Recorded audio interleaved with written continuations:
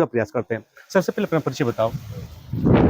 नाम है मेरा। मैं सरिया गुलाब राय की रहने वाली हूँ। हाँ, नेहा उस दिन घटना कैसे हुई, थोड़ा प्रकाश में डालो। जिस दिन घटना हुई उससे लगभग तीन दिन पहले हम लोग लखनऊ गए थे। यहाँ हाँ। से लखनऊ गए हम लोग, वहाँ पे दवा के लिए गए और हमें पता चला कि मम्मी की तबीयत ठीक नहीं है, तो 15 दिन की दवा हमें मिली थी। तो हम वहीं हमारे लखनऊ में नाना जी रहते हैं। हाँ। तो हमने सोचा कि जाएंगे आएंगे, पैसे भी लगेंगे और मम्मी की तबीयत भी ठीक नहीं है, तो इसके वजह से हम लोग वहाँ पे रुक गए।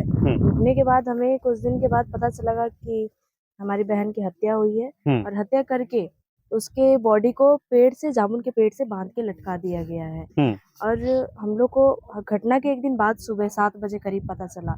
वो भी पता चला कैसे, गांव के लोगों से नहीं पता चला, आस पड़ोस के लोगों से नहीं पता चला। हमारी बुआ है, वो हमारी बुआ को एक दिन पहले पता चला था कि वो घर पे मेरी बहन अकेली है। मेरे भाई कॉल करके बोले थे घर पे अकेली है, तो उनको लगा कि हमें चलना चाहिए, घर पे अकेली है तो सही नहीं है। तो उस दिन वो नहीं आई, शाम हो गया था क्योंकि, तो उसके अगले दिन वो सुबह जल्दी आ गई। 7 बजे करीब आ गई थी और 7 बजे करीब तक वो लाश लटक के पेड़ से लटक ही रही थी, लेकिन किसी ने नहीं बोला था, ना ही हम लोगों के पास कॉल किए थे और ना ही थाने पे और ना ही गांव के प्रधान से कुछ नहीं बताए थे। हमारी बुआ डर के मारे वो भैया के पास कॉल की, तो भैया हमें बताए कि ऐसी ऐसी घटना घर पे हो गई है, किसी ने उसकी हत्या करके पेड़ से टांग के लटका दिया गया है। इस प्रकार से तो लखनऊ से आप लोग कब लौट फिर वापस घर पे पहुंचे आप लोग? घटना जिस दिन हुई उस दिन हम लोग उसके अगले दिन सुबह 7 बजे करीब हमें पता चला, तो लगभग 2:30 बजे करीब हम लोग यहाँ पहुंचे। यहाँ घर पे डायरेक्टली नहीं पहुंचे, डायरेक्टली हम लोग थाने पे पहुंचे। थाने पे पहुंचे, वहाँ रास्ते में जब तक थे तब तक हम लोगों ने कॉल करके बार बार बोला कि नहीं, लाश को ना लेके जाइए जब तक माँ बाप देख ना ले उसे अपनी आंखों से। लेकिन फिर भी ये लोग नहीं माने, थाने वाले, पुलिस प्रशासन के लोग नहीं माने। यहाँ से भी बॉडी को ऊपर से पेड़ से नीचे उतार के यहाँ रख दिए और इसके बाद यहाँ एम्बुलेंस ना कुछ, अपनी गाड़ी में उसको बॉडी को रख के थाने पे लेके चले गए। थाने पे बोला गया कि ठीक है, यहाँ पे नहीं देखिएगा, थाने पे आइए, थाने पे हम लोग आपको दिखा देंगे। थाने पे हमें पता चला कि थाने से भी बॉडी को लेके जाया जा रहा है पीएम हाउस, वहाँ पे भी हम लोग नहीं देख पाए। और पीएम हाउस जाने के बाद पता चला कि तो क्या पुलिस की कार्रवाई से आप खुश नहीं है? नहीं, बिल्कुल नहीं खुश है हम, क्योंकि पुलिस कहाँ तक उसमें कार्रवाई कर पाई अब तक? कार्रवाई कर रही है, लेकिन उससे हम लोग संतुष्ट नहीं है। संतुष्ट नहीं है? नहीं, बिल्कुल नहीं। क्षेत्र के कौन कौन जनप्रतिनिधि यहाँ मौके पे दुख की घड़ी में आए हैं लोग यहाँ पे? उस टाइम पे तो हम लोग नहीं थे, तो नहीं बता सकते कौन कौन आया है। तो जिस दिन घटना हुई आप लोगों को मालूम था पहले से कैसी घटना हो सकती है भाई, या कुछ आभास था पहले से? नहीं, बिल्कुल आभास नहीं था। हाँ, ऐसा मतलब सोचते थे कि घर पे अकेली है, लेकिन यहाँ तक हम लोगों ने नहीं सोचा था कि ये सब हो जाएगा। कभी पहले से तनाव उनाव में या कोई परेशानी नहीं, लास्ट बात कब हो पाई थी आपसे? हुई थी 6:39 पे उसी शाम को, लेकिन उसको कोई टेंशन वेंशन कुछ नहीं था। उसकी शादी थी 1 महीने बाद, अगले महीने 25 अप्रैल को शादी थी, लेकिन कोई टेंशन वेंशन शादी को लेकर कोई किसी प्रकार का टेंशन नहीं। ये आप लोग को नहीं लगा कि घर में किसी को हम रख दें, बुआ को या मौसी को बुला करके घर पे रख दें? मतलब सोचे थे, लेकिन पहले हम लोग दवा के लिए गए थे जब मम्मी का ऑपरेशन हुआ था हार्ट का। उस टाइम पे हम लोगों ने अपने घर वाले के मतलब जो है और रिश्तेदारों को तो नहीं बोले थे, लेकिन जो घर के पास में उन लोगों से हमने बोला था कि घर पे अकेली है, रह जाइए।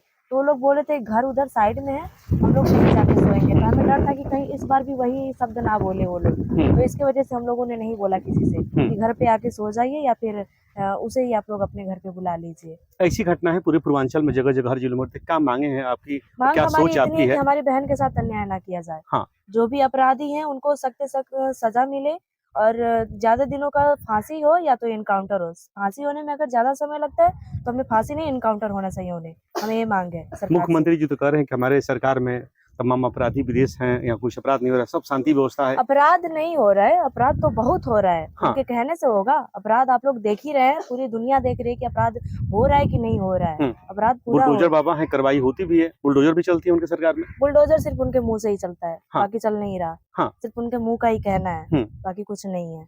तो क्या लगता है कि बाबा न्याय दिला पाएंगे? हमें आशा तो है, लेकिन पता नहीं, कहीं ना कहीं हमें ये डर है कि हमारी बहन के साथ अन्याय ना हो जाए। कहीं ना कहीं हमें डर है पूरे परिवार को। अब तक पुलिस की तरफ से क्या कार्रवाई हुई, कहाँ तक कुछ आश्वासन मिल रहा है? हो रहा है, लेकिन पूरी तरह से हम लोग वो संतुष्ट नहीं हो पा रहे हैं हम लोग की कार्रवाई से। क्षेत्र के विधायक मिलने के लिए आए दुख की घड़ी में? आए थे, लेकिन अभी बहुत लोग आए हैं, लेकिन हम क्या नाम है उनका, विधायक जी का? पहचान नहीं पा रहे हैं। आपके क्षेत्र के विधायक कौन है, कुछ पता है? नहीं। चलिए, चूंकि भैया जानने का हम प्रयास करेंगे, आप अपना परिचय दे दें। नमस्कार, आपके न्यूज चैनल के माध्यम से आपको बहुत बहुत धन्यवाद कि जितना श्रोता बंधु देख रहे हैं उनको भी धन्यवाद। हाँ। और मैं अजय चौहान, वीरों की धरती शहीदों का देश गाजीपुर उत्तर प्रदेश से एक संगठन चलता है सम्राट पृथ्वीराज चौहान शब्दवेदी सेना, मैं जिसके राष्ट्रीय उपाध्यक्ष हूँ। हाँ, तो जानकारी कब मिली, क्योंकि आप लोग समाज के काम हमेशा करते रहते हैं, समाज के काम में हमेशा अग्रसर पूर्वांचल प्रदेश के हर कोने आप लोग जाते हैं, जानकारी कब मिली आप? जानकारी उसी दिन हमको लगभग 12 बजे मिली, लेकिन आप जानते होंगे उसके पहले गाजीपुर में 2 भाई का हत्या हो गया था। हाँ। जो कि मैं उसमें बहुत ज्यादा हम लोग परेशान थे, कहीं न कहीं उनको लेके भागना, उनको न्याय दिलाने के लिए। हाँ। और जब दौड़ना चालू किए, रोड चक्का जाम किए उन भाइयों के लिए, तो हकीकत प्रशासन का पैर फूलने लगा। आज जब पैर फूलने लगा तो प्रशासन के लोग जान गए कि ये सही कहीं न कहीं ये सब और ज्यादा उन्नता करेंगे, सड़क पे जैसे आम आदमी परेशान होने लगा। तो कहीं न कहीं प्रशासन से हमारी मांग थी कि नहीं 20-20 लाख रुपया और एक नौकरी उस परिवार को दिया जाएगा। तो हकीकत में आपको मैं बता रहा हूँ कि कल हम लोग का वहाँ पे कल भी दौड़ा था, जो कि 5-5 लाख रुपया दिया गया, दोनों परिवार को एक मकान दिया गया। बाकी नौकरी की बात चल रही है। तो बात मेरी वहाँ भरपूर वही हमको जानकारी हो गया था कि इस बहन की घटना हो गई है। क्योंकि डॉक्टर साहब हमारे साथ बराबर संपर्क में रहते हैं और सोशल मीडिया का जमाना, इलेक्ट्रिक मीडिया का जमाना है कि घटना होती नहीं है कि 10 से 20 मिनट के अंदर।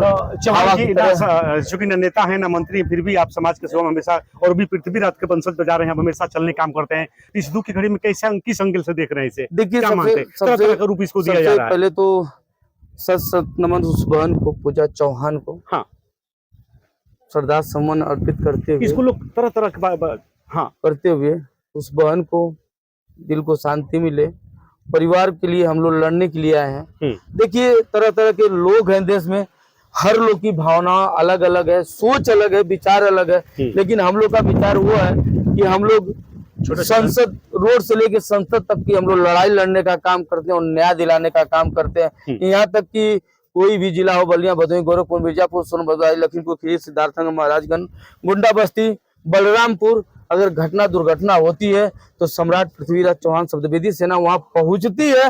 और पहुंचती ही नहीं है, पहुंच के उनको सबसे प्रथम में आर्थिक मदद, उनको मजबूत करने के लिए आर्थिक मदद कार्य करते हैं। जैसे कि आज पूजा बहन को बताया जा रहा है, अब ये बहन बता रही थी कि थाने के कुछ ऐसे प्रभारी हैं जो कि बता रहे हैं कि नहीं वो आत्महत्या की है।